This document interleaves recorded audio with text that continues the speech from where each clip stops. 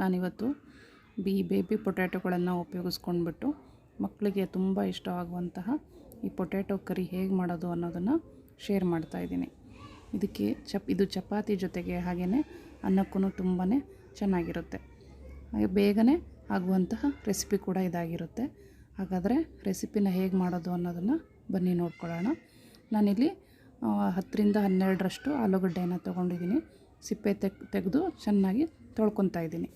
ಸಿಪ್ಪೆ ತೆಗೆದಾದ ನಂತರ ಹೀಗೆ ಒಂದು ಫೋರ್ಕ್ನ ಸಹಾಯದಿಂದ ಎಲ್ಲವನ್ನು ಹೀಗೆ ಹೋಲ್ ಮಾಡ್ಕೊತಾ ಬನ್ನಿ.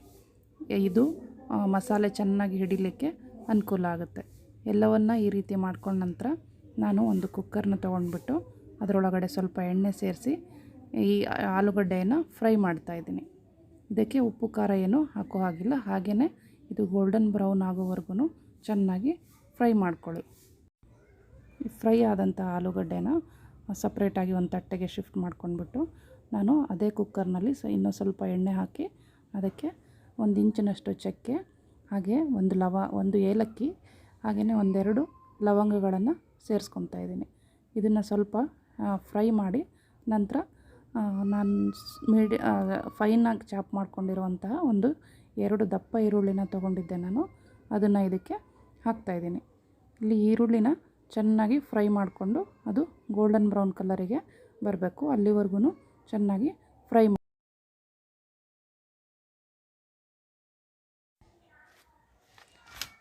ಇಲ್ಲಿ ನೋಡ್ಬೋದು ನೀವು, ಈರುಳ್ಳಿ ಇವಾಗ ಗೋಲ್ಡನ್ ಬ್ರೌನ್ ಕಲರಿಗೆ ಬಂದಿದೆ. ಈ ರೀತಿ ಚೆನ್ನಾಗಿ ಫ್ರೈ ಆದ ನಂತರ ಇದಕ್ಕೆ ನಾನು ಒಂದೊಂದಾಗಿ ಡ್ರೈ ಮಸಾಲಗಳನ್ನು ಹಾಕ್ತಾಯಿದ್ದೀನಿ. ಫಸ್ಟು ನಾನಿಲ್ಲಿ 1 ಟೇಬಲ್ ಸ್ಪೂನಷ್ಟು ಧನಿಯಾ ಪೌಡ್ರನ್ನು ಹಾಕ್ತಾಯಿದ್ದೀನಿ. ಅದಾದ ನಂತರ ಒಂದು ಅರ್ಧ ಟೇಬಲ್ ಸ್ಪೂನ್ನಷ್ಟು ಜೀರಾ ಪೌಡರು, ಹಾಗೆಯೇ ಖಾರಕ್ಕೆ ಅನುಗುಣವಾಗಿ 1 ಸ್ಪೂನ್ನಷ್ಟು ಖಾರದ ಪುಡಿ ಸಹ ಹಾಕ್ತಾಯಿದ್ದೀನಿ. ಇವೆಲ್ಲವನ್ನು ಚೆನ್ನಾಗಿ ಮಿಕ್ಸ್ ಮಾಡ್ಕೊಂಡ್ಮೇಲೆ 1 ನಿಮಿಷದವರೆಗೂ ನಾನು 1-2 ಟೊಮೆಟೊನ ಮಿಕ್ಸಿ ಮಾಡಿ ಇಟ್ಕೊಂಡಿದ್ದೆ. ಅದನ್ನು ಇವಾಗ ಸೇರಿಸ್ತಾ ಇದ್ದೀನಿ. ಈ ಟೊಮೆಟೊ ಪ್ಯೂರಿನ 1-2 ನಿಮಿಷದವರೆಗೂ ಚೆನ್ನಾಗಿ ಫ್ರೈ ಮಾಡ್ಕೊಂಬಿಡೋಣ. ನಾನಿಲ್ಲಿ ಶುಂಠಿ ಬೆಳ್ಳುಳ್ಳಿ ಪೇಸ್ಟ್ನ ಹಾಕೋದು ಮರ್ತಿದ್ದೆ. ಇವಾಗ ನಾನು ಸೇರಿಸ್ತಾ ಇದ್ದೀನಿ. ಈ ಶುಂಠಿ ಬೆಳ್ಳುಳ್ಳಿ ಪೇಸ್ಟ್ ಹಾಕಿದ್ಮೇಲೆ ಸ್ವಲ್ಪ ಚೆನ್ನಾಗಿ ಫ್ರೈ ಆಗೋವರೆಗೂ, ಎಣ್ಣೆ ಬಿಡೋವರೆಗೂ ಮಸಾಲ ಎಲ್ಲ ನೀವು ಚೆನ್ನಾಗಿ ಫ್ರೈ ಮಾಡ್ಕೊಳ್ಬೇಕಾಗುತ್ತೆ. ಇದಕ್ಕೆ 1-2ರಿಂದ 3 ನಿಮಿಷ ಹಿಡಿಯುತ್ತೆ.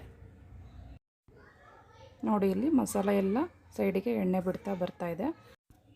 ಇವಾಗ ನಾನು ಇದಕ್ಕೆ 1-2 ಸ್ಪೂನಷ್ಟು ಮೊಸರನ್ನ ಚೆನ್ನಾಗಿ ಸ್ಪೂನಲ್ಲಿ ಬೀಟ್ ಮಾಡಿ ಇಟ್ಕೊಂಡಿದ್ದೆ.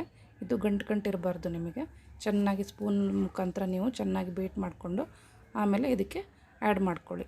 ಈ ಮೊಸರು ಹುಳಿ ಕೂಡ ಇರಬಾರ್ದು. ಸ್ವೀಟ್ ಮೊಸರನ್ನ ತೊಗೊಂಡ್ರೆ ತುಂಬ ಚೆನ್ನಾಗಿ ಬರುತ್ತೆ. ನಂತರ ಸ್ವಲ್ಪ ಉಪ್ಪನ್ನು ಕೂಡ ಸೇರಿಸ್ತಾ ಇದ್ದೀನಿ. ಉಪ್ಪು ಸೇರಿಸಿದ್ಮೇಲೆ 1-2 ನಿಮಿಷ ಮತ್ತೆ ಫ್ರೈ ಮಾಡಿಕೊಂಡು ನಾವು ಬೇಯಿಸಿಟ್ಕೊಂಡಿರೋವಂತಹ ಬೇಬಿ ಪೊಟ್ಯಾಟೊಗಳನ್ನು ಇದಕ್ಕೆ ಸೇರಿಸ್ಕೊಂಡ್ಬಿಡೋಣ.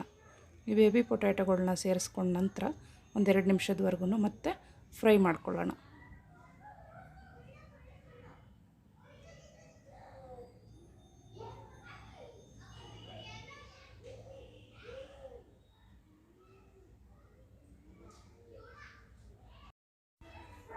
ಇಲ್ಲಿ ನನಗೆ ಗ್ರೇವಿ ಕನ್ಸಿಸ್ಟೆನ್ಸಿ ಸ್ವಲ್ಪ ಗಟ್ಟಿ ಅನ್ನಿಸ್ತಾ ಇದೆ.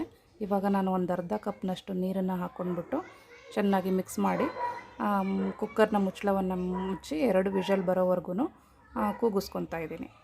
2 ವಿಷಲ್ ಸಾಕು. ಇದಕ್ಕೆ ಬೇಬಿ ಪೊಟ್ಯಾಟೊಗಳಾಗಿರೋದ್ರಿಂದ ಚೆನ್ನಾಗಿ 2 ವಿಷಲ್ಲಿಗೆ ಬೆಂದ್ಬಿಡುತ್ತೆ.